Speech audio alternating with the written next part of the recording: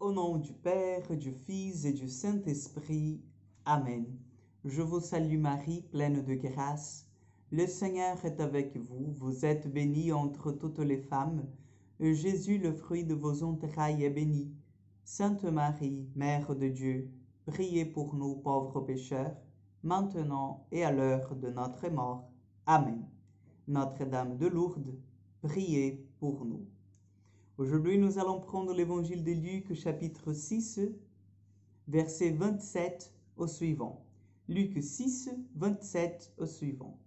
En ce temps-là, Jésus déclarait à ses disciples, « Je vous l'ai dit, à vous qui m'écoutez, aimez vos ennemis, faites du bien à ceux qui vous haïssent, souhaitez du bien à ceux qui vous maudissent, priez pour ceux qui vous calomnient. À celui qui frappe sur une joue, présente l'autre joue. À celui qui te prend ton manteau, ne refuse pas ta tunique. Donne à quiconque te demande, et à qui prend ton bien, ne le réclame pas. Ce que vous voulez que les autres fassent pour vous, faites-le aussi pour eux. Si vous aimez ceux qui vous aiment, quelle reconnaissance méritez-vous? Même les pécheurs aiment ceux qui les aiment. Si vous faites du bien à ceux qui vous en font, quelle reconnaissance méritez-vous? Même les pécheurs en font autant. Si vous prêtez à ceux dont vous espérez recevoir en retour, quelle reconnaissance méritez-vous?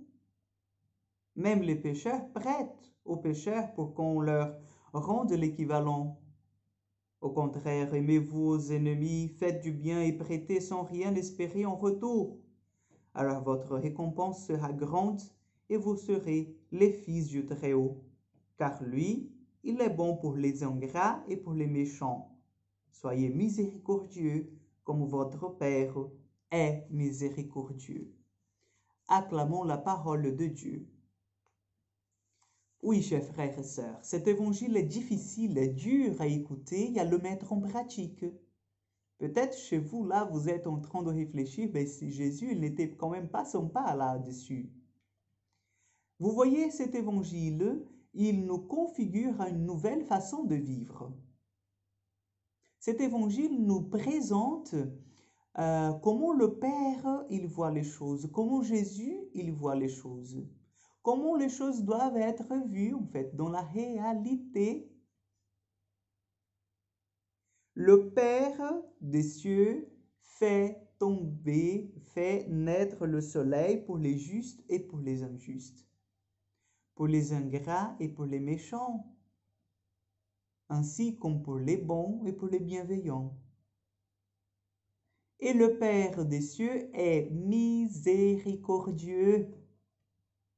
Chers frères et sœurs, lorsque nous sommes invités à pratiquer cet évangile, nous sommes invités à entrer dans cette logique du Père qui est un Père d'amour, qui est un Père qui pardonne, qui est un Père qui sait nous accueillir comme nous sommes.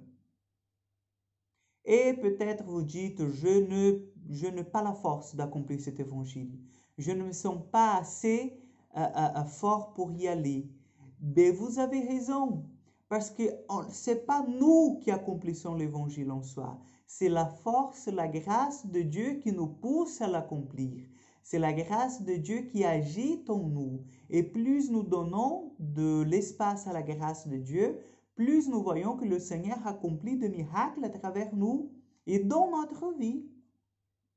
Le pardon donné, par exemple, le fait de donner sans avoir de retour, sans attendre quelque chose. Parfois, nous attendons en fait les choses. Il ne faut pas attendre les choses de retour.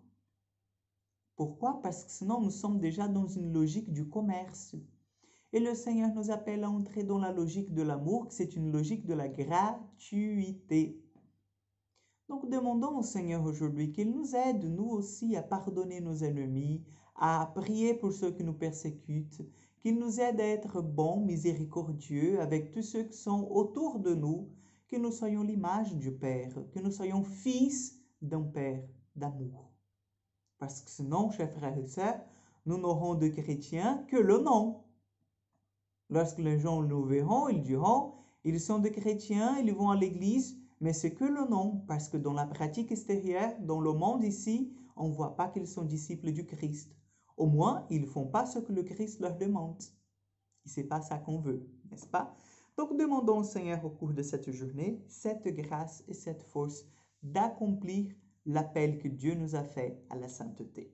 Le Seigneur soit avec vous, que Dieu Tout-Puissant vous bénisse et vous garde, le Père, le Fils et le Saint-Esprit.